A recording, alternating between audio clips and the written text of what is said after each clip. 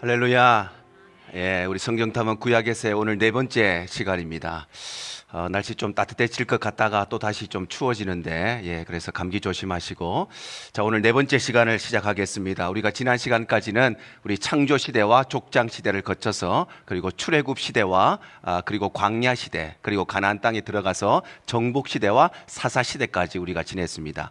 자, 오늘은 통일왕국 시대라는 제목으로 같이 말씀 살펴보려고 하는데요.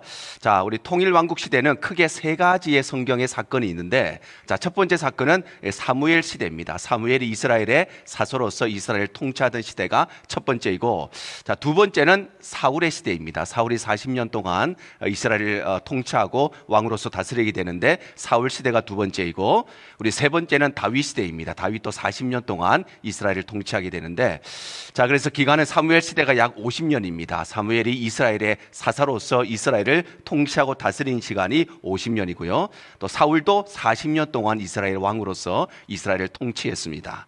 그리고 다윗도 40년 동안, 그래서 헤브론에서 7년 동안 다스렸고 예루살렘으로 와서 33년 동안 왕으로서 총 합쳐서 40년 동안 이스라엘을 다스리게 됩니다. 자, 성경은 사무엘 시대와 사울의 시대가 사무엘상에 기록되어 있습니다. 사무엘상은 사무엘부터 시작해서 사울까지 이렇게 기록되어 있고, 사무엘하는 다윗에 대해서, 다윗의 삶과 사역에 대해서 기록하고 있고요. 우리 역대상이 또 다윗 시대를 기록하고 있습니다. 역대상이 첫 번째 우리 1장 1절에 보면 아담부터 계보가 시작됩니다. 그래서 아담부터 족보가 쭉 나오는데, 이 역대상의 대부분의 내용은 우리 다윗 시대를 배경으로 그렇게 하고 있습니다. 그래서 사무엘 시대와 사울 시대는 사무엘상에 기록되어 있고, 다윗 시대는 사무엘하와 역대상 이렇게 기록이 되어 있습니다. 자, 기록자를 보시면요, 우리 사무엘상은 누가 기록했는지 정확히 알 수가 없는 미상으로 남아 있는데, 그런데 사무엘이 일부 기록한 것으로 추정하는 성경의 구절들이 있습니다. 그래서 사무엘상, 사무엘하 이렇게 부르는데, 자, 역대상 29장 29절 말씀인데 우리 같이 한번 읽을까요? 자, 시작. 다윗 왕의 행적은 처음부터 끝까지 선견자 사무엘의 글과 선지자 나단의 글과 선견자 갓의 글에 다 기록되고, 다윗 왕의 행적이 어디에 기록되어 있냐면은 사무엘의 글과 나단의 글과 갓의 글에 이렇게 기록되어 있다, 이렇게 성경이 말씀하죠. 그래서 원래는 사무엘상, 사무엘하가 원래는 한 권으로 되어 있습니다. 그런데 우리가 편의상 너무 분량이 길기 때문에 사무엘상, 사무엘하 이렇게 두 권으로 우리가 분류해서 지금 이렇게 보고 있는데, 다윗 왕의 행적이 사무엘의 글에 많이 기록되어 있다, 이 말을 통해서 많은 부분들을 우리 사무엘에 기록했고, 그 나머지 부분들은 우리가 알지 못하는 미상의 기록자에 의해서 기록되었다는 것을 알 수 있겠습니다. 사무엘하도 마찬가지로 기록자가 미상입니다. 자, 그리고 역대상도 기록자가 미상이고, 아마도 많은 성경학자들은 에스라가 기록했을 것으로 추정을 하고 있습니다. 그래서 바벨론으로 포로로 끌려갔다 와서 그리고 포로 귀환 시대 이후에 기록되었기 때문에 아마도 학자였던 에스라가 우리 역대상을 기록하지 않았을까 이렇게 추정하고 있지만, 사실은 천국 가봐야 알겠죠. 진짜 누가 기록했는지는 에스라로 추정할 뿐입니다. 자, 세 가지의 시대가 나오는데, 첫 번째 시대가 바로 사무엘 시대입니다. 사무엘이 이스라엘의 사사로서 통치하던 시대가 우리 통일왕국 시대의 첫 번째인데, 자, 사무엘의 등장부터 보겠습니다. 사무엘이 어떤 배경을 가지고 등장을 했느냐 하면은 새로운 지도자의 필요성이 이스라엘 백성들 가운데 이제 논의되기 시작했습니다. 새로운 지도자가 필요했던 그 이유가 바로 엘리 제사장의 영적인 상태가 아주 둔화되었기 때문이었습니다. 성경에 보면 엘리 제사장의 영적인 상태를 표현하고 있는 성경 구절이 몇 가지가 나오는데, 우리 사무엘상 3장 1절 2절입니다. 자, 시작. 엘리의 눈이 점점 어두워가서 잘 보지 못하는 그때에 그가 자기 처소에 누웠고, 엘리의 눈이 점점 어두워갔다, 이렇게 성경이 표현하고 있죠. 이것은 엘리의 육신의 눈을 표현하는 것이기도 하지만, 사실은 이 일을 통해서 엘리 제사장의 영적인 상태를 표현하고 있습니다. 그가 나이가 많아서 눈이 침침해서 눈이 어두워져서 눈이 잘 앞이 보이지 않았다, 이런 의미를 통해서 그의 영적인 상태가 어떠했는가, 그가 바로 영안의 눈이 어두워졌다는 것을 말씀하고 있는 것입니다. 자, 사무엘상 4장 18절입니다. 시작. 하나님의 괴를 말할 때에 엘리가 자기 의자에서 뒤로 넘어져 문 곁에서 목이 부러져 죽었으니 나이가 많고 비대한 까닭이라. 야, 엘리 제사장이 죽을 때 성경이 그가 비대했다 이렇게 표현하고 있습니다. 이것도 육체의 엘리 제사장의 육신이 비대했다, 살이 쪘다 이런 의미를 통해서 그의 영적인 상태가 어떠한가? 그의 영적인 상태가 바로 편안함과 안락함에 그렇게 속해 있었다는 것입니다. 그래서 엘리 제사장의 눈이 어두웠고 그의 몸이 비대했다는 것은 엘리의 영적인 상태가 하나님의 일하심을 보지 못하고 영안의 눈이 어두워졌고 평안함과 안락함에 빠져 있었던 그런 상황이 바로 사무엘 선지자가 등장하는 시대였습니다. 뿐만 아니라 그의 아들이었던 흠니와 비느하스의 영적인 상태도 마찬가지였습니다. 엘리 제사장이 모든 걸 잘했는데 실패한 것이 바로 자녀들의 신앙 교육에 실패했습니다. 그의 두 아들이었던 엘리와 흠니와 비느하스의 영적인 상태가 성경에는 세 가지로 정리되어 있는데, 첫 번째는 그들의 영적인 타락이 성경에 기록되어 있습니다. 영적인 타락이 기록되어 있는데 우리 사무엘상 2장 12절 말씀인데요. 자, 시작.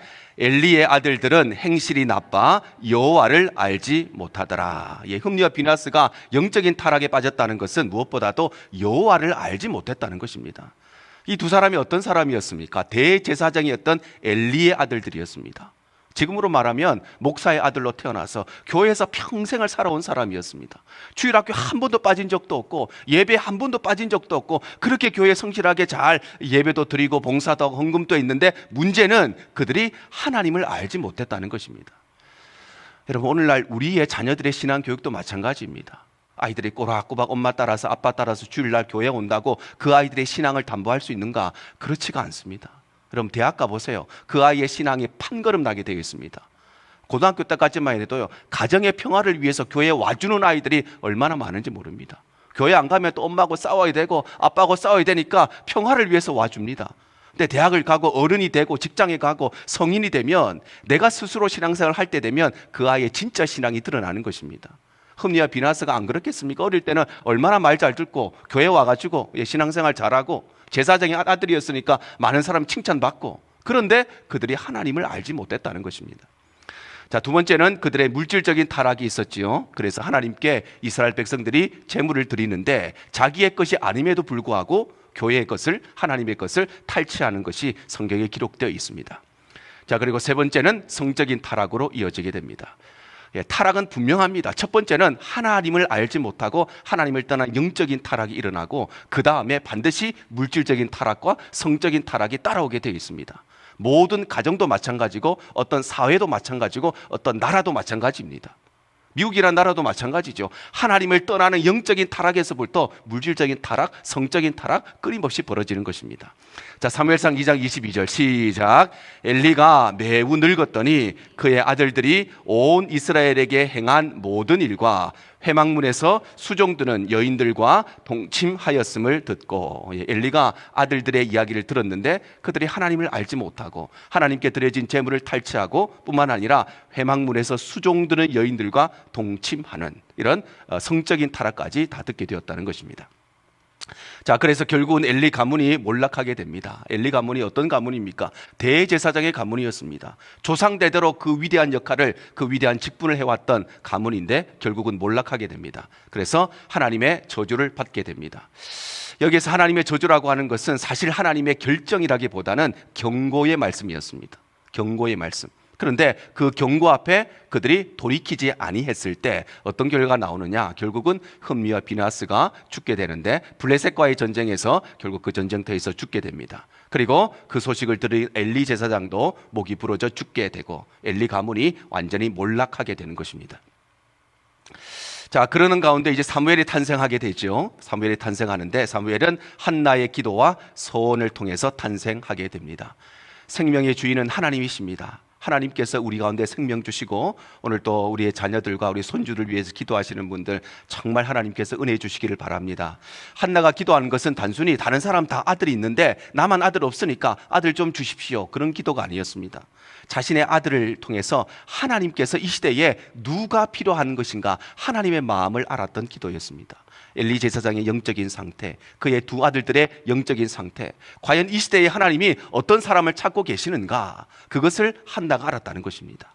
그래서 아들을 주시면 이 아들을 그 하나님의 뜻을 위해서 사용하겠다고 기도한 것이 바로 한나의 기도와 소원이었습니다. 자, 그리고 사무엘이 출생하게 되고 한나는 하나님 앞에 소원한 대로 하나님 앞에 사무엘을 드리게 되는 것입니다. 자, 지도를 조금 보시면 왼쪽에 지중해 바다가 있고 제일 저쪽에 갈릴리 호수가 있고 밑에는 사해 바다가 있고 갈릴리 호수에서 사해로 흐르는 강이 요단강입니다. 요단강이 흐르고 여기가 예루살렘입니다. 예루살렘인데 사무엘이 태어난 곳이 어디냐면 라마라고 하는 아주 작은 도시입니다. 라마가 어디 있냐면은 예루살렘 바로 위에 있습니다. 여기에서 사무엘이 태어났는데 나중에 성장할 때는 실로에 가서 엘리 제사장이 있고 성막이 있었던 실로에 가 성장을 하는데 나중에 제사장으로서 사사로서의 모든 역할들을 감당할 때는 다시 고향이었던 라마로 돌아와서 그 일을 하고 평생 거기에서 살다가 평생 거기에서 죽습니다. 그래서 여기 라마에서 태어나게 됩니다. 자, 세 번째는 사무엘의 성장입니다. 사무엘이 이제 조금 성장하게 되는데 사무엘이 어디에서 성장했느냐 하면은 실로에 있는 성막에서 성장을 하게 됩니다. 실로에 있는 성막에서 성장하게 됩니다. 지도를 보시면 여기가 예루살렘이고 여기가 태어난 라마입니다. 라마이고 저 위에 파란색 별표 나오는 것이 바로 실로가 있었던 여기가 실로이고 성막이 있었고 엘리 제사장이 여기에 있었습니다. 그래서 라마에서 태어나서 이제 실로에 가서 거기에서 이제 성장을 하게 되는 것입니다.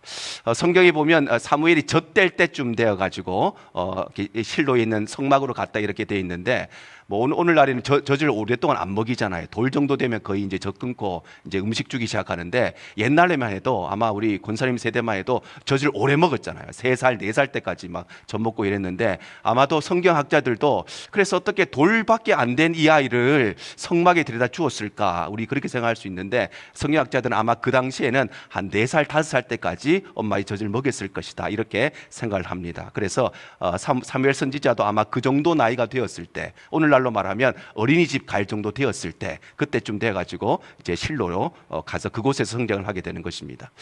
지금 보시는 사진이 지금 현재 실로의 모습입니다. 뭐 과거에는 뭐 여러 가지 건물들이 많이 있었겠지만 이제 다 무너지고 이제 흔적들만 남아 있습니다.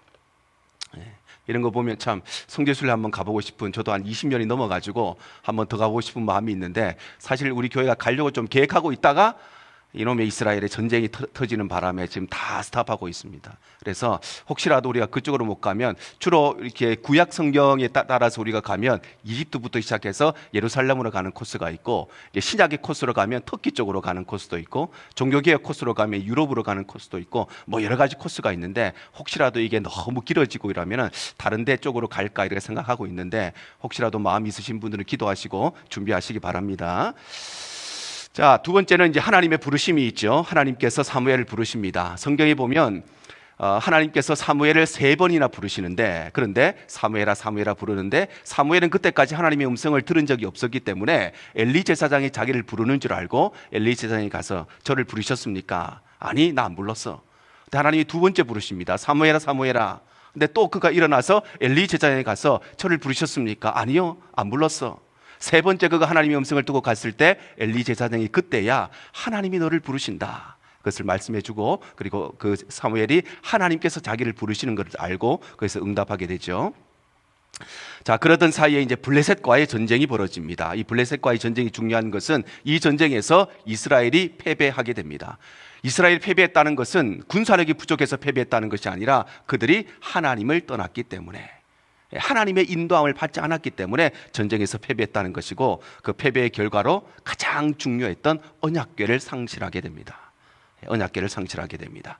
자, 그래서 이제 사무엘의 본격적인 사역이 시작되게 되는데 자, 사무엘이 첫 번째 한 게 뭐냐? 언약궤를 회복하는 것이었습니다. 언약궤를 회복했다는 것은 하나님의 주권을 회복했다는 것입니다. 그래서 이스라엘 백성들이 어디를 가든지 언약궤를 가장 앞세워 간다는 것은 하나님이 우리의 인도자가 되신다는 것이고 하나님이 우리를 통치하시고 하나님이 우리의 모든 것의 주인 되신다는 것을 고백하는 것이 언약궤를 가장 앞서 메고 가는 것입니다. 그래서 이 언약궤를 회복함으로써 이스라엘의 영적인 타락, 하나님을 떠났던 이스라엘을 다시 회복시키는 것이 이 사무엘의 첫 번째 가장 중요한 사역이었습니다. 자, 두 번째는 이스라엘을 본격적으로 회복시키는데 크게 두 가지가 성경에 나오는데 첫 번째는 우상들을 제거합니다. 우상들을 제거합니다. 사무엘이 50년 동안 이스라엘을 통치했습니다. 정말 하나님의 말씀으로 잘 통치를 했습니다. 그런데도 불구하고 이스라엘 안에 뭐가 많았느냐? 우상이 이토록 많았다는 것입니다. 우상이 이토록 많았어요. 그래서 그가 뭐 하는 미스바에서 회개 운동을 펼칩니다. 여러분, 모든 변화와 모든 혁명의 첫 번째는 하나님 앞에 회개하는 것으로 시작되어집니다. 우리가 어떤 것을 해도 하나님 앞에 정말 회개의 눈물이 없이는 새로운 그것을 시작할 수가 없는 것입니다. 그래서 우리 사무엘이 사역을 시작하면서 우상을 제거하고 가장 먼저 하나님 앞에 하나님을 떠나 우상을 숭배했던 것에 대해서 회개 운동을 벌였던 것입니다. 자, 그래서 결국에는 이스라엘이 승리하게 됩니다. 이스라엘이 승리했다는 것은 이스라엘 백성들이 무기를 잘 모아가지고 군사들 잘 훈련시켜서 승리했다는 것이 아니라 그들이 하나님께로 돌아갔다는 것입니다. 하나님 앞에 그들이 온전하게 회복되었기 때문에 바로 전쟁에 승리하게 되는데, 여기에서 우리가 잘 알고 있는 에베네셀, 하나님이 여기까지 우리를 도우셨다, 그 고백이 바로 여기에 나오는 것입니다. 자, 그리고 특별히 이 사무엘은 삼중 사역을 했습니다. 삼중 사역. 성경에 유일하게 삼중 사역을 한 사람이 사무엘입니다. 세 가지 사역을 했는데, 첫 번째는 제사장으로서 사역을 했고, 두 번째는 선지자로서 사역을 했고, 세 번째는 사사로서 사역을 했습니다. 이 삼중 사역이라고 하는 것은 예수 그리스도의 삼중직을 의미하는 것입니다. 예수님의 그리스도라고 하는 직분의 삼중 사역이 바로 제사장과 선지자와 왕이라고 하는 세 가지의 역할을 감당했는데, 성경의 그 누구도 이 세 가지를 동시에 감당한 사람은 없었습니다. 그런데 물론 사사라고 하는 것은 왕과는 조금 틀리지만 이스라엘을 통치하고 다스렸다는 점에서는 같은 의미를 가지고 있죠. 그래서 이 사무엘은 제사장과 선지자와 사사, 제사장은 죄의 모든 문제를 해결하는 사람, 선지자는 말씀을 통해서 하나님과 백성들을 연결하는 사람, 사사는 통치하고 다스리는 사람, 이 세 가지를 모두 다 감당한 사람이 바로 사무엘이었습니다. 자, 그리고 결국 사무엘의 죽음을 통해서 이제 사무엘의 시대가 막을 내리게 됩니다. 자, 지금 보시는 사진이 라마의 사진입니다. 라마. 라마의 사진입니다. 뭐 옛날에는 뭐 큰 건물도 많이 있었겠죠. 사무엘이 저기에서 태어나서, 그리고 성장은 실로이가 성장했지만 다시 이곳으로 와서 평생 동안 사사로서 역할을 하고 또 저곳에서 죽게 됩니다. 라마가 저기 건물 안에 사무엘의 무덤이라고 하는 그런 무덤도 있습니다. 물론 뭐 진짜인지 가짜인지 우리가 알 수는 없지만 이렇게 무덤도 남아 있습니다. 자, 이제 사울 시대로 넘어가겠습니다. 사무엘이 통치했던 50년의 시간이 지나가고 우리 통일왕국 시대의 두 번째 사울 시대가 시작되는데, 자, 사울 시대는 왕정 시대가 시작되었다고 하는 것은 특징이 있습니다. 왕정 시대. 그 전까지만 해도 물론 사사라고 하는 리더가 이스라엘 백성들을 다스렸습니다. 그러나 왕과 같은 권력을 가지고 다스린 것이 아니라 하나님의 말씀을 통해서 이스라엘을 다스렸습니다. 그런데 왕정 시대가 시작되었다는 것은 하나님의 말씀이 아니라 왕이 가지고 있는 힘과 권력으로 이제 나라를 다스리기 시작했다는 것입니다. 자, 왕정이 등장한 원인이 무엇인가? 원인이 있는데, 첫 번째는 지도자들의 타락이었습니다. 지도자들의 타락.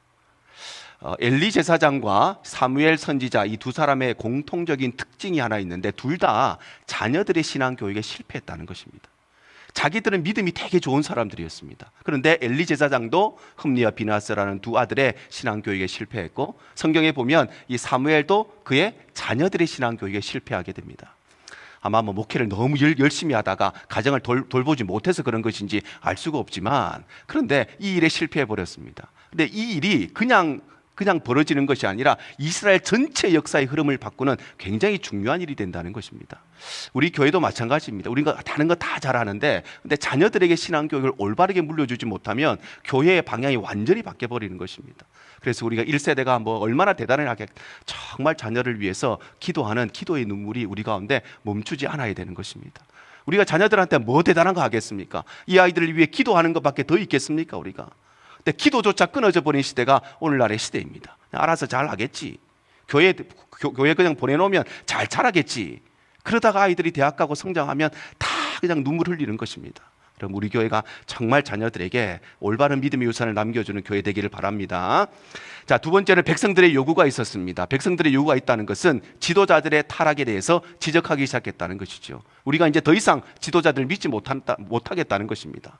더 이상 하나님이 세웠다고 하지만 제사장들을 믿지 못하겠고 사사들을 믿지 못하겠다는 것입니다. 그래서 백성들의 요구가 있었는데, 이 백성들의 요구는 하나님의 통치를 거부하는 것이었습니다. 어떻게 보면 백성들의 요구가 합리적이잖아요. 지도자가 올바르지 못하면 우리는 저 지도자를 거부한다. 합리적인 것 같은데 성경은 그렇게 말씀하시지 않는다는 것입니다. 자, 사무엘상 8장 7절입니다. 자, 시작. 여호와께서 사무엘에게 이르시되 백성이 네게 한 말을 다 들으라. 이는 그들이 너를 버림이 아니요 나를 버려 자기들의 왕이 되지 못하게 함이니라. 예. 사무엘에게 하나님께서 뭐라고 말씀하시냐 하면 그들이 너를 버림이 아니다. 이스라엘 백성들이 사무엘을 버리는 것이 아니고 나를 버리는 것이다. 하나님을 버리는 것이다. 이렇게 말씀하시는 것입니다. 그러니까 겉으로 볼 때는 굉장히 합리적인 것 같지만 사실 이스라엘 백성들이 왕을 달라고 이야기한 것은 바로 하나님의 통치를 거부하기 때문에 그것이 그들에게 가장 중요한 원인이 되었다는 것입니다. 자, 이러한 시대 가운데 이제 사울이 이스라엘의 첫 번째 왕으로 등장을 하게 되는데 사울은 하나님의 선택함을 받은 사람이었죠. 이스라엘 백성들이 투표해서 뽑은 사람이 아니었습니다. 하나님께서 직접 사울이라고 하는 사람을 이스라엘의 첫 번째 왕으로 선택하셨습니다. 그래서 사울이 이제 이스라엘의 왕으로 즉위하게 되는데 성경에 보면 그가 40세에 왕으로 즉위했다 이렇게 기록되어 있고 40년 동안 80살 될 때까지 40년 동안 이스라엘의 왕으로 나라를 통치하게 됩니다. 자, 그리고 사울이 이제 나라를 통치하게 되는데 그가 첫 번째로 실패하게 됩니다. 사울의 실패가 성경에 기록되어 있는데 그것이 제사의 집례죠. 제사의 집례. 블레셋과의 전쟁을 하게 되는데 블레셋과의 전쟁하기 전에 빨리 예배 드리고 제사 드리고 전쟁에 가야 되는데 그런데 사무엘 선지자가 오지 않는 것입니다. 시간이 늦어지는 것입니다. 그래서 자기가 그 조급함을 참지 못하고 직접 하나님께 드리는 제사를 집례하게 되는 것이죠. 그리고 하나님으로부터 경고를 받게 됩니다. 경고를 받게 됩니다. 그리고 하나님께서 그에게 말씀하시기를 하나님께서 그의 삶에 그의 나라가 길지 못하고 새로운 왕을 세울 것이다 이렇게 말씀하십니다.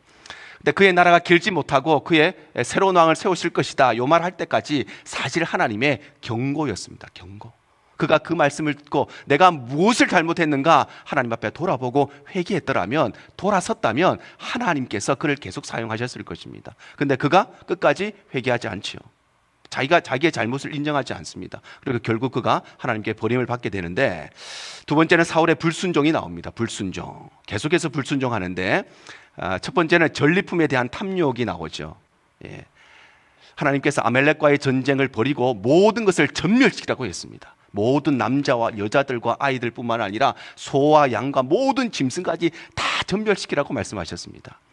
어떤 사람들은 하나님이 사랑이 하나님이신데 왜 다 죽이라고 하느냐? 여자들은 살려주고 아이들이 뭘 안다고? 짐승들이 뭘 안다고? 근데 성경이 말씀하시는 전멸시키라고 하는 것은 사람을 말하는 것이 아니고 모든 우상 숭배와 악한 문화와 더럽고 타락된 것들을 완전하게 척결해야 된다는 것을 상징적으로 말씀하시는 것입니다. 그런데 사울이 아멜렉과의 전쟁에서 전리품을 얻고 그것을 다 전멸시키지 않습니다. 그리고 왜 당신이 다 하나님 말씀을 순종하지 않고 전멸시키지 않았느냐라고 한다는 것은 하나님이 그에게 회개의 기회를 주시는 것입니다. 그런데 회개의 기회를 받았을 때에 그가 어떻게 반응합니까? 핑계대는 것이죠. 이 좋은 것이 있어서 진짜 좋은 거 하나님께 드리려고 내가 남겨놓았습니다. 이런 핑계를 대는 것입니다. 여러분, 하나님이 들으시면 그걸 아시겠습니까? 모르겠습니까? 자기가 가지려고 했다가 들통나니까 거짓말하는 것을 다 알고 계시는 것이지요. 그런데 기회가 주어졌을 때 회개하지 않고 끝까지 핑계를 대는 것입니다. 그리고 결국 그가 하나님께 버림받게 되고 그에 대해서 그의 왕권이 전부 다 무너지게 되고 다윗에게 왕권이 넘어가게 되는 것입니다. 자, 사울의 최후입니다. 사울이 마지막 순간은 영적인 타락에 빠져버립니다. 그래서 사무엘상 28장에 보면 그가 엔돌에 있는 신접한 여인을 찾아갔다 이렇게 되어 있습니다. 오늘날로 말하면 무당한테 찾아갔다는 것입니다. 사울이 어떤 사람이었습니까? 정말 하나님 앞에 겸손한 사람이었고 하나님이 왕으로 선택할 만한 대단한 사람이었습니다. 그런데 그가 하나님을 떠나게 되니까 어디에까지 가는가? 무당한테 찾아가서 거기에서 뭔가를 얻으려고 하는 그런 모습이 사울의 영적인 타락으로 성경에 기록되어 있습니다. 오늘날에도 교회 다니는 사람들 중에 무당 찾아간다는 사람이 꽤 많다고 그러죠. 기도해도 하나님이 응답이 없으니 무당한테 가면은 답이 나오니까. 근데 귀신은요, 과거의 사건은 다 알고 있습니다. 여러분 가가지고 무당 만나보세요. 여러분의 과거를 다 알고 있습니다. 야, 이 사람 대단하구나 이렇게 생각되죠. 근데 귀신은 미래를 모르는 것입니다. 마귀는 옛날부터 있었기 때문에 과거의 사건은 다 알아요. 근데 앞으로 일어날 일은 하나님만이 아시기 때문에 미래를 모르는 것이에요. 그래서 무당들이 당신 옛날에 이런 일이 있었지, 뭐 때문에 왔지, 그건 다 맞출 수 있습니다. 그런데 나중에 일어날 일, 우리 아이가 대학에 합격할 것인가 불합격할 것인가, 어느 주가가 오를 것인가, 그는 알 수가 없는 것입니다. 아무도 몰라요. 근데 거기에 과거를 다 알기 때문에 미래도 다 알겠지 싶어서 거기에 다 속아 넘어가는 것입니다. 근데 그런 일들이 지금만 있는 것이 아니고 사울도 마치 그러했다는 것입니다. 자, 그리고 사울이 결국은 죽게 되는데, 이스라엘 백성들이 블레셋과의 전쟁에서 패배하게 되는데, 이 전쟁터에서 바로 사울이 죽게 되죠. 그리고 사울뿐만 아니라 그의 아들들도 함께 이곳에서 길보아 산에서 있었던 전쟁에서 그의 가문 전체가 다 죽게 됩니다. 예, 지도를 보시면 여기 별표 있는 데가 이제 예루살렘이고, 저쪽 북쪽에 있는 데가 길보아 산입니다. 저 길보아 산에서 블레셋과 전쟁을 벌이다가 사울과 그의 3명의 아들이 모두 다 죽게 되고, 사울 가문이 모두 다 이제 몰락하게 되는 사건이 저기 길보아 산에서 있게 됩니다. 자, 사울의 가계도를 좀 보시면요, 사울에게는 2명의 아내가 있었는데, 뭐 2명의 아내라기보다는 1명의 아내와 1명의 첩이 있었습니다. 그래서 아이노암은 사울의 원래 부인이었고 리스바는 첩이었는데, 아이노암이라고 하는 원래 부인을 통해서 여러 명의 자녀를 낳게 되는데, 첫 번째 아들이 요나단, 우리가 잘 알고 있는 다윗의 절친한 친구였던 요나단이 장남이었고, 둘째 아들이 아비나답, 셋째 아들이 말기스와, 그리고 메랍과 미갈은 사울의 2명의 딸이었습니다. 그리고 미갈은 다윗에게 시집을 가게 되죠. 그리고 막내 아들이 이스보셋이라고 하는 사람입니다. 우리가 뭐 다는 모르지만 요나단 이름하고 이스보셋은 기억하시면 나중에 나오기 때문에 두 사람의 이름은 좀 기억하시면 좋겠습니다. 자, 그리고 리스바라고 하는 첩을 통해서 암몬이와 무비보셋이라고 하는 2명의 아들을 낳게 되는데, 우리가 또 한 명 기억해야 될 것이 요나단의 아들입니다. 요나단의 아들이 무비보셋이라고 하는 사람인데, 이 사람도 뒤에 나오기 때문에 이름을 좀 기억해 놓으시면 좋겠습니다. 그래서 사울의 큰 아들은 요나단이었고, 막내 아들이 이스보셋이었고, 그의 손자가 무비보셋이었습니다. 그래서 무비보셋은 그의 삼촌이었던 사울의 첩이었던 리스바의 아들과 같은 이름인데, 무비보셋 요 이름까지 좀 기억하시면 좋겠습니다. 그래서 이들이 전쟁에 나갔다가 사울도 죽고, 요나단도 거기에서 죽고, 아비나답도 죽고, 말기수아도 죽고, 그래서 사울의 가문이 완전히 몰락하게 되는 그런 사건이 벌어지게 되는 것입니다. 자, 그리고 지금 보시는 사진이 지금 길보아 산의 모습입니다. 그래서 길보아 산이 굉장히 많은 유적지가 있는 곳인데, 뭐 많이 무너지고 쓰러지고 지금 있는 우리 길보아 산 현재의 모습입니다. 자, 그리고 길보아 산 꼭대기에 가면 저렇게 트레일도 준비되어 있습니다. 그래서 한 바퀴 쭉 이렇게 돌 수 있도록 이렇게 탑도 설치가 되어 있습니다. 자, 이제 다윗 시대로 넘어가겠습니다. 사무엘 시대를 지나서 사울 시대를 지나서 이제는 다윗 시대로 넘어가게 되는데, 자, 다윗의 등장부터 보겠습니다. 다윗의 등장. 자, 다윗도 하나님께서 선택하셨죠. 그래서 사무엘 선지자를 통해서 하나님께서 사울을 버리시고 다윗의 집에 갔는데 다른 형제들이 모두 다 모였지만 하나님의 감동하심이 없었죠. 그래서 아들이 이것뿐이냐? 아니요, 저기 들에서 양치는 아들, 막내 아들 하나 있습니다. 그 아이를 데리고 오자 하나님께서 사무엘의 마음에 감동하시고 그에게 기름을 부으시고 그에게 왕으로 세우시는 것입니다. 자, 두 번째는 블레셋과의 전쟁을 통해서 드디어 다윗이 역사의 무대에 이제 등장하게 되죠. 자, 그때에는 기성세대의 불신앙이 있었습니다. 기성세대의 불신앙. 블레셋과 골리앗 장군이 하나님의 이름을 모욕하는데도 불구하고 그 당시에 모든 기성세대들은 자기한테 손해될까봐 찍소리 안 하고 있었습니다. 자기한테 뭐 피해 올까봐 찍소리 안 하고 있었습니다. 그거는 용기가 없어서가 아니라 하나님의 이름을 모욕하는 일에도 분노하지 않았던 그들의 신앙의 문제지요. 그건 환경의 문제가 아닙니다. 신앙의 문제입니다. 하나님의 이름이 모욕을 당하는데 아무 소리도 안 한다? 그거는 다른 문제가 아니에요. 정말 신앙의 문제고 불신앙이었죠. 자, 그럴 때에 다윗이 나타나서 이제 골리앗과의 대결에서 승리하게 되고 역사의 별과 같이 등장하게 되는 것입니다. 자, 그리고 요나단과의 우정이 기록되어 있습니다. 요나단이라는 사람이 참 대단한 사람 아니겠습니까? 자기 아버지가 왕이고 자기는 장자입니다. 아버지 죽으면 자기가 왕이 되는 사람입니다. 그런데 그 왕권을, 이 권력이라고 하는 것은 아버지와 아들도 못 나눈다고 그러잖아요.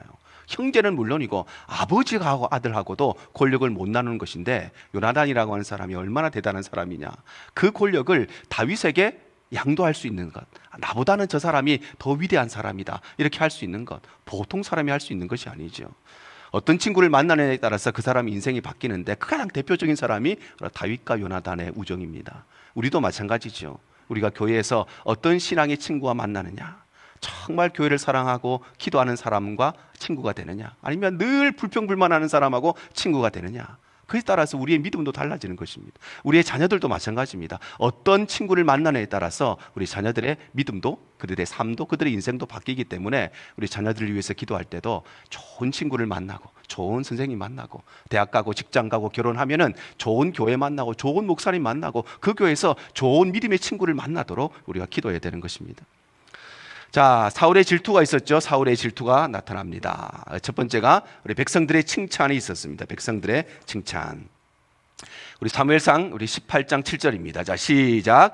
여인들이 뛰놀며 노래하여 이르되 사울이 죽인 자는 천천히요 다윗은 만만히로다 한지라. 예, 우리가 잘 알고 있는 말씀이죠. 사울은 천천히인데 다윗은 그보다 10배나 더 되는 위대한 사람이다. 여인들이 이렇게 노래를 했던 것입니다.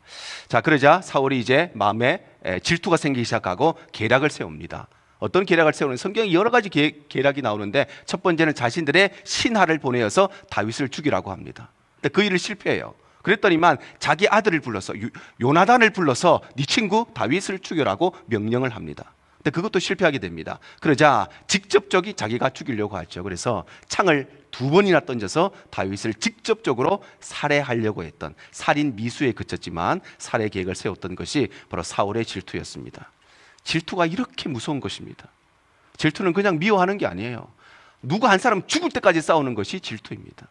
죽을 때까지 끊임없이 평생에 걸쳐서 다윗을 쫓아갔던 것이 바로 사울의 질투였고, 이 질투 때문에 그의 인생은 정말 위대한 일들을 많이 할 수 있었는데 그의 인생은 쓸데없는 일에 자신의 인생을 다 허비하고 말았던 것이 바로 사울의 인생이었습니다. 자, 이때부터 이제 다윗이 도망가기, 도피 생활을 시작하게 됩니다. 사울의 칼을 피해서 계속 도망하게 되는데, 자, 그를 영적 리더들이 보호해 줍니다. 2명의 사람이 나오는데 영적 리더들이, 첫 번째는 사무엘이 다윗을 보호해 줍니다.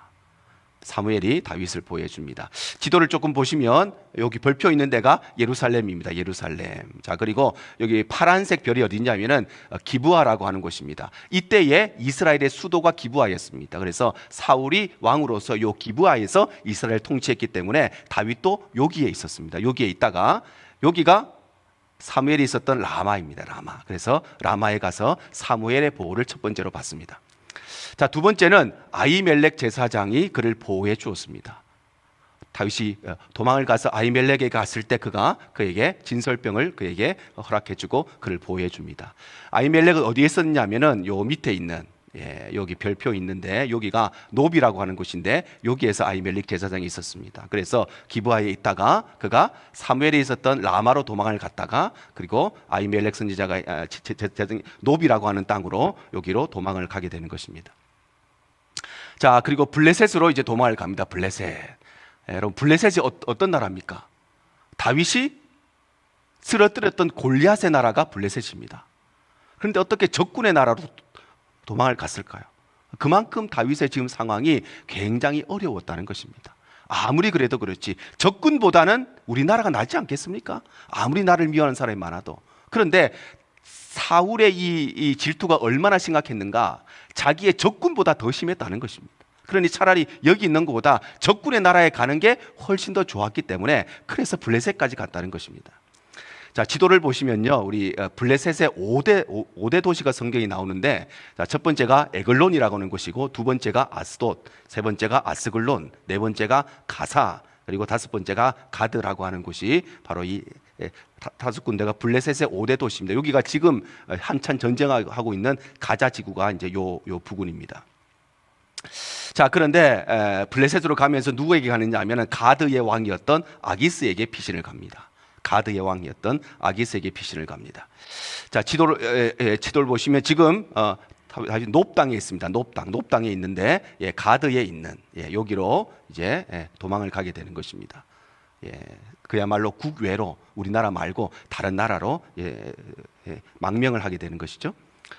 자, 두 번째는 이제 살아남기 위한 몸부림이 성경에 기록되어 있습니다. 우리 잘 알듯이 이제 그곳에 가니까 사람들이 당연히 다윗을 의심하지 않겠습니까?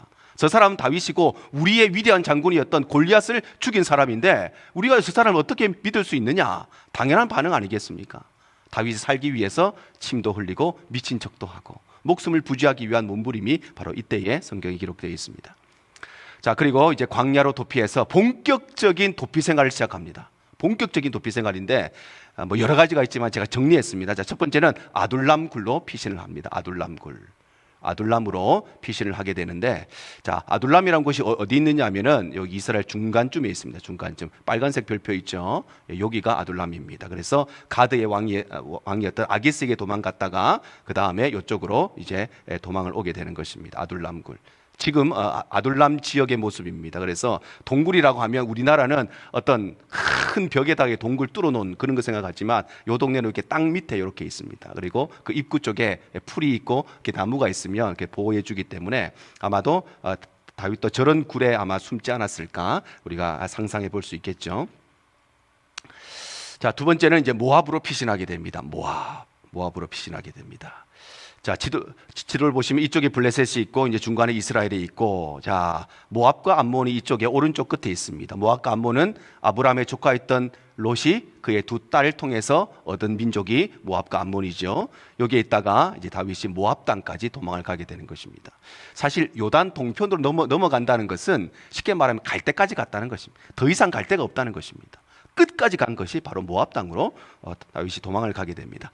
자, 네 번째는 십광야라고 하는 곳으로 도망을 가게 됩니다. 십광야는 아주 작은 광야인데 십광야가 어디에 있느냐 하면은 아둘람 골 밑에 남쪽 지역에 있습니다. 여기가 십광야입니다. 십광야. 그래서 블레셋으로 갔다가 모압으로 갔다가 다시 십광야로 다시 도망을 오게 됩니다.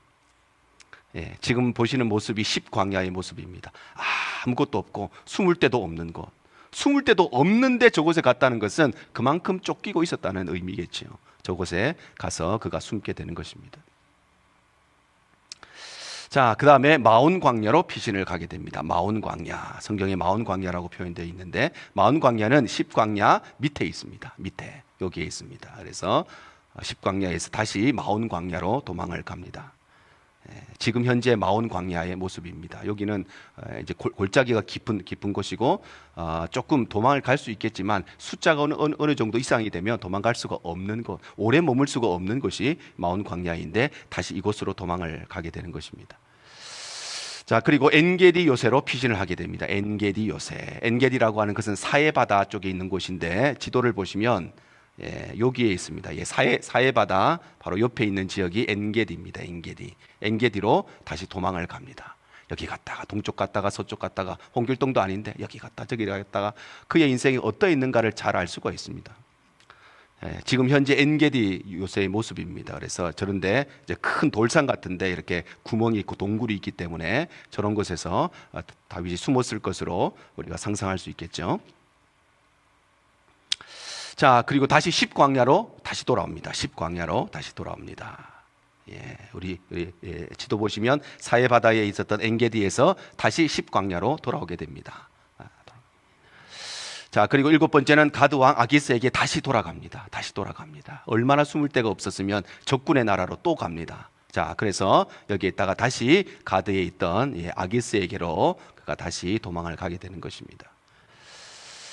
자, 그리고 마지막 여덟 번째는 시글락에 그가 거주하게 됩니다. 왕이 되기 전까지 시글락에 그가 거주하게 되는데 시글락이라고 하는 것은 가드 밑에 있습니다. 가드 지역 밑에 여기에 이제 시글락이 있는데 이쪽으로 도망을 갑니다.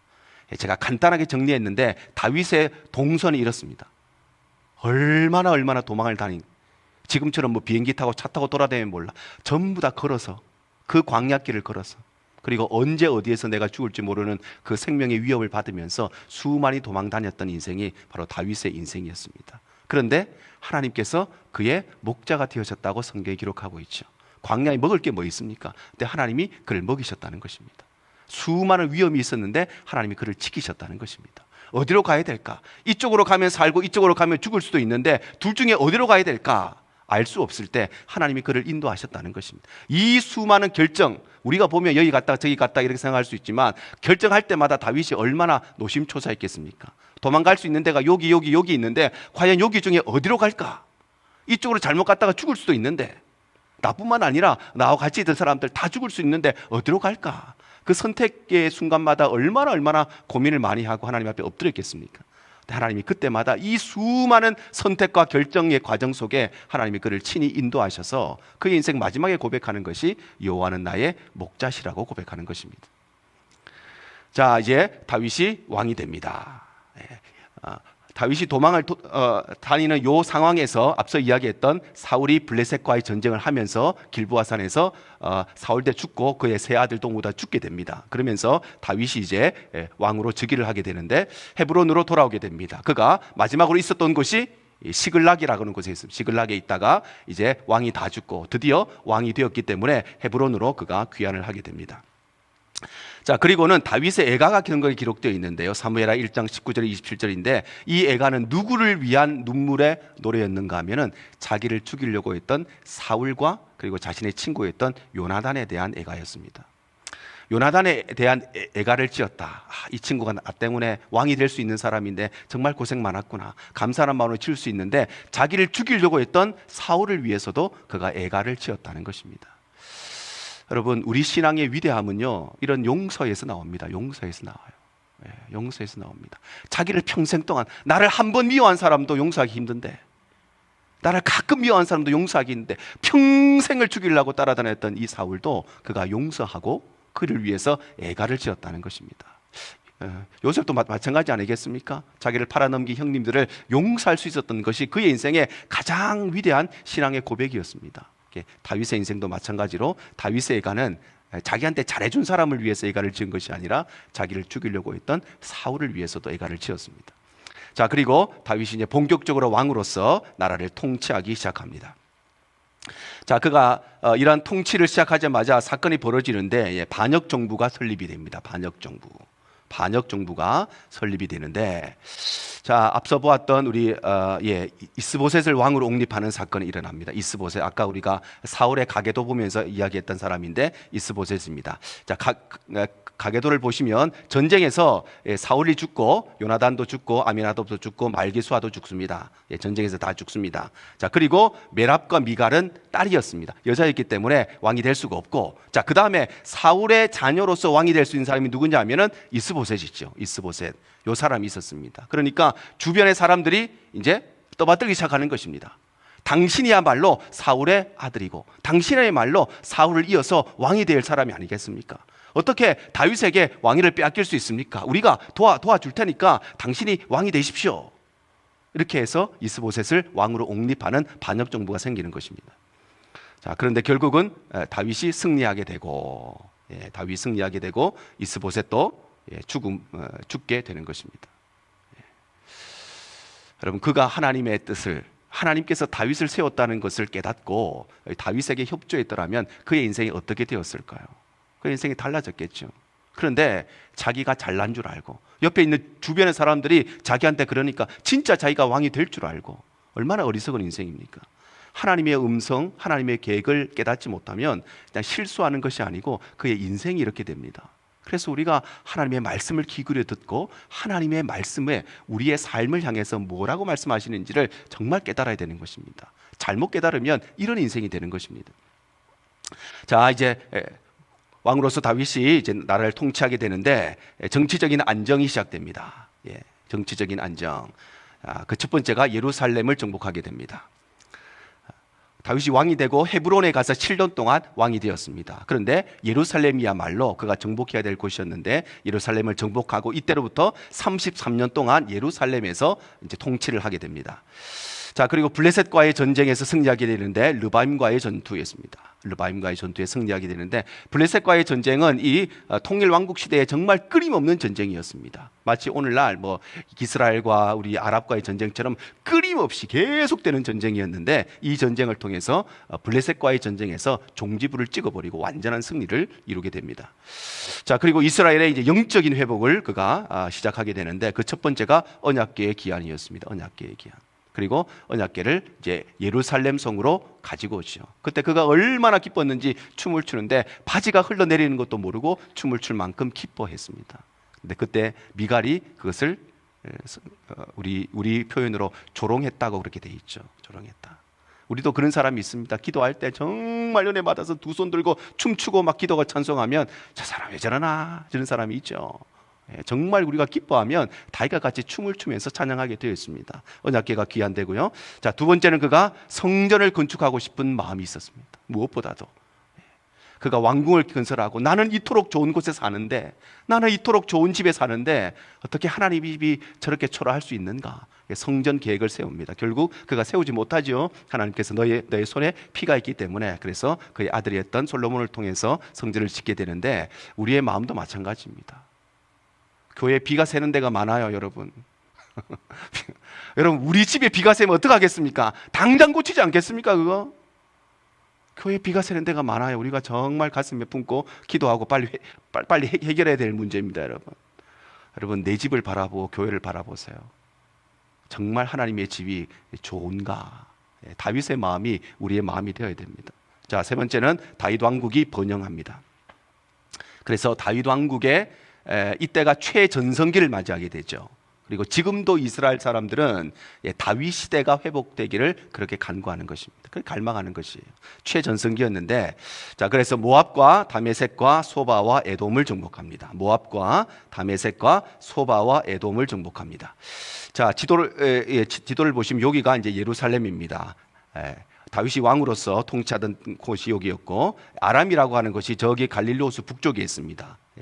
아람 나라로 유명한 사람이 나만 장군이죠. 나만 장군이. 아람이 여기 있고, 그다음에 소바가 그 위에 있고, 다메섹이 그 위에 있습니다. 자, 그리고 요단강 오른편에 암몬과 모압과 사해바다 남쪽에 에돔 이렇게 있습니다. 자, 그런데 가장 첫 번째로 소바하고 다메섹하고 모압하고 에돔하고 여기를 이제 정복하게 되는 것입니다.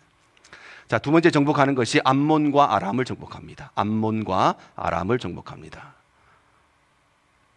자, 그리고 지도에 보시면 저기 북쪽에 있던 아람과 요단강 오른쪽에 있던 암몬까지 다 정복하게 됩니다. 그래서 다윗이 이스라엘 전체뿐만 아니라 이스라엘 둘러싸고 있던 모든 나라들도 다 점령하게 되고, 이스라엘의 최전성기를 구가하는 시대가 바로 이 다윗의 시대가 되게 되는 것입니다. 자, 그런데 다윗의 흑역사가 있죠. 흑역사. 다윗이 정말 하나님 앞에 올바르게 온전하게 살아왔는데, 그런데 돈도 생기고 권력도 생기고 힘도 생기고 여유도 생기고, 그러다가 그의 인생에 흑역사가 찾아옵니다. 그의 죄악이 성경에 기록되어 있는데, 첫 번째가 간음의 죄였죠.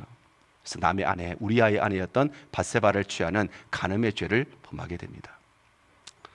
자, 두 번째는 살인의 죄를 범하게 되죠. 간음의 죄를 덮기 위해서 그의 남편이었던 우리아를 계획적으로 죽이려고 하는 살인의 죄를 저지르게 됩니다. 그런데 다윗의 진짜 죄가 있어요. 진짜 죄는 뭐냐? 교만의 죄였습니다. 교만의 죄. 우리는 모두 다 죄를 짓습니다. 모두 다 죄를 짓습니다. 근데 진짜 죄는 뭐냐? 회개하지 않는 영적인 교만이 진짜 죄인 것입니다. 우리는 다 죄를 지어요. 그런데 문제는 회개하지 않기 때문에 문제인 것입니다. 다윗이 간음의 죄도 짓고 살인의 죄도 짓고 이것만 해도 큰 죄죠. 근데 진짜 큰 죄가 뭐냐? 그럼에도 불구하고 그가 회개하지 않았다는 것입니다. 자, 하나님의 징계가 시작됩니다. 그 첫 번째가 나단 선지자의 경고의 말씀이 있었습니다. 여러분, 경고의 말씀을 주셨다는 것은 정말 하나님이 다윗을 사랑하신다는 것입니다. 다윗을 사랑하지 않으면 어떡할까요? 경고하지 않고 바로 처단하죠. 뭐하러 경고를 합니까? 근데 경고를 하신다는 것은, 그렇게 말씀하신다는 것은 회개하기를 기다리신다는 것이고 기회를 주신다는 것입니다. 나단 선지자가 찾아와서 이런 이야기를 하죠. 왕이시여, 어떤 사람이 있는데 큰 부자가 있습니다. 양도 많고 소도 많고 재산 엄청나게 많은 사람이 있고, 또 한 사람이 있는데 정말 가난한 사람이 있는데 새끼 양 한 마리 있는 그런 사람이 있습니다. 그런데 이 부자가 소도 많고 양도 많고, 이 사람이 가난한 이 사람의 새끼 양 한 마리밖에 없는데 그것을 빼앗았답니다. 이 사람 어떻게 될까요? 다윗이 대답하죠. 그런 나쁜 인간이 있느냐? 그런 사람은 죽여야 되고 그 사람한테 4배로 갚아주도록 해야 된다. 그런 판결을 내립니다. 그때 나단 선지자가 이야기하죠. 그 사람이 바로 당신입니다. 그 사람이 바로 당신입니다. 자, 그런데 다윗이 이 말씀을 듣고 회개하기 시작합니다. 보통 사람은 회개하지 않습니다. 어디 왕 앞에서 그런 소리 합니까? 그런 소리 하는 사람은 바로 쫓겨나죠. 근데 다윗의 위대함이 여기에 있는 것입니다. 사울과 다윗의 가장 큰 차이가 여기에 있습니다. 하나님의 경고의 말씀 앞에 정말 회개했느냐, 아니면 회개하지 않았느냐. 끝까지 하나님을 속이려고 했느냐, 아니면 하나님 앞에 그 즉시로 무릎 꿇었느냐, 거기에서 우리의 인생의 갈림길이 갈라지는 것입니다. 다윗이 나단을 통한 하나님의 경고의 말씀을 듣고 그 즉시로 하나님 앞에 회개합니다. 그리고 정말 매일 밤마다, 성경에 기록되어 있잖아요, 매일 밤마다 베개가 정말 적실 만큼 끊임없이 눈물로 그가 회개를 하게 됩니다. 그럼에도 불구하고 죄악의 결과는 피할 수가 없었습니다. 그래서 바세바를 통해서 낳은 아들이 죽게 되는 죄악의 결과가 나오죠. 그래서 하나님은 사랑의 하나님이시기 때문에 우리에게 회개의 기회를 주시고 그것을 회복할 수 있는 은혜도 주시지만 그 죄에 대해서 우리가 반드시 책임지게 하십니다. 그래서 공의의 하나님이시기 때문에 이 두 가지를 통해서 하나님의 징계가 진행됩니다. 자, 다윗의 위기가 펼쳐집니다. 다윗의 위기. 첫 번째는 가정의 위기가 찾아옵니다. 가정의 위기. 가정의 위기가 찾아오는데, 자, 가계도를 한번 보겠습니다. 가계도를 보시면 다윗이 있고 다윗의 공식적인 아내가 8명입니다. 그 외에 기록되지 않은 사람이 뭐 수백 명이 있습니다. 수백 명이 있는데 공식적으로 이름이 나와 있는 사람이 8명이었는데 다윗의 첫 번째 본부인이 미갈이었습니다. 사울 왕의 딸이었던 요나단의 여동생이었던 미갈이 첫 번째 아내였습니다. 그리고 두 번째가 아히노암이었는데 아히노암을 통해서 암논이라고 하는 아들, 그러니까 다윗의 입장에서는 첫 번째 아들이었습니다. 장자였습니다. 장자를 얻게 됩니다. 자, 그리고 아비가일이라고 하는 세 번째 아내를 통해서는 길랍이라고 하는 아들을 얻는데 아마도 태어난 기록은 있고 이 사람에 대해서는 성경이 없기 때문에 아마 태어나서 어릴 때에 죽었을 것이라고 우리 성경학자들이 추정을 합니다. 네 번째 아내가 마아가였는데 마아가를 통해서 우리 압살롬이라고 하는 아들과 다말이라고 하는 딸을 얻게 됩니다. 그리고 핫깃이라는 다섯 번째 아내를 통해서 아도니아라고 하는 아들을 얻게 됩니다. 아도니아. 자, 그리고 아비달과 에글라를 통해서 스바데와 이드르함이라고 하는 아들을 얻게 되고 우리가 잘 아는 이 바세바를 통해서 아들들을 얻는데 그들이 바로 삼무아와 소바와 나단과 그리고 다윗의 뒤를 잇는 솔로몬까지 이렇게 바세바의 자녀들이 성경에 기록되어 있습니다. 자, 그런데 어떤 일들이 있느냐, 암논의 겁탈 사건이 있죠. 암논이라고 하는 아들이 자신의 이복 여동생이었던 다말을 겁탈하는 사건이 벌어집니다. 자, 가계도를 보시면 암논이라고 하는 사람이 여기에 있습니다. 암논, 아히노함을 통해서 낳은 아들인데 다윗의 입장에서는 첫 번째 아들이었습니다. 장자였습니다. 그러니까 사실 다윗이 죽으면 그 왕위를 첫 번째로 이어받는 왕위 계승 서열 1순위가 이 암논이라는 사람이었습니다. 그런데 이 친구가 어떤 일을 벌어졌는가, 자신의 이복 여동생이었던 다말을 겁탈하는 사건이 벌어집니다. 자, 이 사건이 벌어지니까 압살롬의 이제 복수가 있었습니다. 압살롬의 복수. 압살롬이 어떤 사람이냐면은 다말의 오빠입니다. 다말의 친오빠. 같은 배에서 태어난 친오빠입니다. 그러니까 이복 형님이 자신의 친 여동생을 겁탈하는 사건이 벌어집니다. 그러니까 압살롬이 그것을 참지 못하고 자신의 이복 형님이었던 암논을 죽이게 되는 사건이 벌어지게 되는 것입니다. 압살롬의 복수가 진행됩니다. 자, 국가적인 위기도 함께 닥칩니다. 가정적인 위기뿐만 아니라 국가적인 위기. 그럼 위기가 왜 이렇게 겹쳐서 올까요? 모든 원인은 하나님을 떠났기 때문입니다. 하나님을 떠났기 때문이에요. 거기서부터 이런 위기 저런 위기가 동시에 찾아오는 것입니다. 자, 국가적인 위기는 압살롬이 반역을 일으킵니다. 압살롬의 반역. 압살롬의 반역. 압살롬은 암논이 죽고 난 뒤에, 그리고 길랍은 죽었기 때문에 압살롬이 다윗이 죽으면 첫 번째로 왕위를 물려받아야 되는 사람이 압살롬이었습니다. 그런데 압살롬이 아버지의 왕위를 차지하기 위해서 반역을 일으켰던 것입니다. 그리고 압살롬이 이제 첫 번째 왕위 개설서의 1등이 되었는데 그럼에도 불구하고 참 권력은 나누지를 못하는 것입니다. 아버지 죽으면 당연히 자기가 왕이 될 건데 그거를 참지 못하고 조금 더 일찍, 하루라도 일찍 권력을 얻기 위해서 아버지에게 반역을 하게 되는 것입니다. 자, 그리고 세바의 반역도 성경에 기록되어 있습니다. 그래서 압살롬이 반역을 일으켰을 때 다윗이 생각지도 못했던 가장 사랑하는 아들이 어떻게 내 권력을 얻으려고, 아버지 죽이려고 칼 들고 쫓아오는지, 신발도 신지 못하고 도망갑니다. 나라가 얼마나 혼란스러워지겠습니까? 이때에 세바라고 하는 사람도 반역을 또 일으킵니다. 그러니까 나라가 어떻겠습니까? 왕자도 반역 일으키고 신하들도 반역 일으키고 나라가 완전히 엉망진창이 되는 것입니다.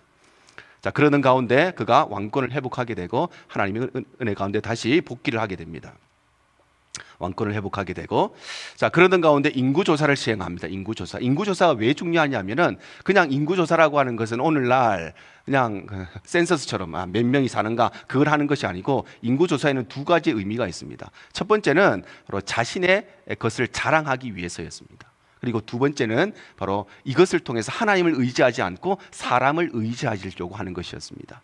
인구조사를 한다는 것은 사실 모든 사람이 몇 명인가, 그것보다 전쟁에 나갈 수 있는 사람이 몇 명인가, 그것을 카운팅하는 것이 바로 인구조사였습니다. 그러니까 전쟁하러 나가는데 하나님이 나를 도와주실 거냐, 하나님의 뜻이냐 아니냐, 그것보다 나하고 진짜 전쟁에 나갈 수 있는 사람이 몇 명이냐, 그게 더 중요했다는 것입니다.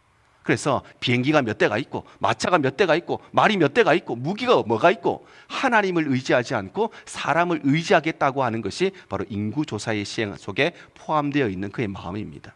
자, 그래서 이 일로 인해서 전염병이 발생하고 7만 명이 죽습니다. 7만 명. 지도자가 이렇게 중요한 것입니다. 지도자의 이 실수 하나 때문에 백성들이 7만 명이 죽습니다. 말이 7만 명이죠, 여러분. 7만 명이 얼마나 많은 사람입니까? 지금처럼 몰라도 그때 그 당시에 7만 명이라고 하는 인구는 어마어마한 인구입니다. 그 인구 조사로 말미암아 7만 명이 죽습니다. 그리고 결국 다윗이 회개하게 되는데, 다윗이 회개한 곳이 아리우나 타작 마당에서 회개하게 됩니다. 여기가 지금의 예수님께서 죽으셨던 갈보리 산입니다. 갈보리 산. 왜 여기서 했을까요? 그 이후에 나중에 예수님의 십자가 거기에 세워져야 됐기 때문에 미리 예시로 그곳에서 그가 회개의 기도를 하게 되는 것입니다. 자, 다윗의 최후입니다. 다윗의 최후. 다윗이 이제 노쇠하게 됩니다. 나이가 많아서 성경에 보면 이불을 덮어도 따뜻하지 아니했다, 이렇게 성경에 기록되어 있죠. 그러니까 노쇠하게 되는데, 이러한 틈을 타서 권력 암투가 벌어집니다. 권력 암투가 벌어지는데, 그 첫 번째가 아도니아의 음모가 있었습니다. 아도니아. 자, 가계도를 보시면요, 아도니아가 핫깃의 아들입니다. 핫깃의 아들. 여기가 아도니아인데, 자, 암논이 죽었죠. 암논이 죽습니다. 길랍은 어릴 때 죽었습니다. 압살롬은 반역을 일으키다가 죽었습니다. 그러니까 그 다음 장자가 누구냐면 아도니아라는 사람이었습니다. 아도니아. 그런데 아도니아도 정말 내가 권력을 차지할 수 있을까? 아버지가 다른 왕자한테 권력을 주지 않을까? 그래서 마음이 급해져서 그가 반역을 일으킨 것입니다. 자, 그러자 다윗이 서둘러서 솔로몬을 후계자로 책봉을 합니다. 아도니아의 음모가 있자 서둘러서 솔로몬을 책봉을 합니다. 그래서 바세바를 통해서 낳은 아들이 바로 솔로몬이었습니다. 그래서 이제 이런 모든 혼란, 다윗이 죽고 나면 누가 왕이 될 것이냐? 그러니까 이 신하들 사이에서도 얼마나 계파가 많았겠습니까? 이런 왕자 아도니아를 왕이 돼야 된다, 이런 사람도 있고, 막 정파가 얼마나 많았겠습니까? 그 상황 가운데 이제 다윗이 자신의 후계자로 솔로몬을 세우고 모든 상황들을 이제 정리하게 되는 것입니다. 그리고 결국은 반역을 일으켰던 아도니아도 결국 죽게 됩니다. 자, 그리고 다윗의 죽음으로 이제 통일 왕국 시대가 이제 마무리되어져 가고, 다음 주가 되면 이제 분열 왕국 시대가 되어서 다윗 이후에 북이스라엘과 남유다, 이렇게 두 개 나라로 솔로몬의 시절을 거치면서 분단되게 되는 그런 사건이 그 다음에 이어지게 되겠습니다. 주님만 내 도움이 되시고 주님만 내 빛이 되시는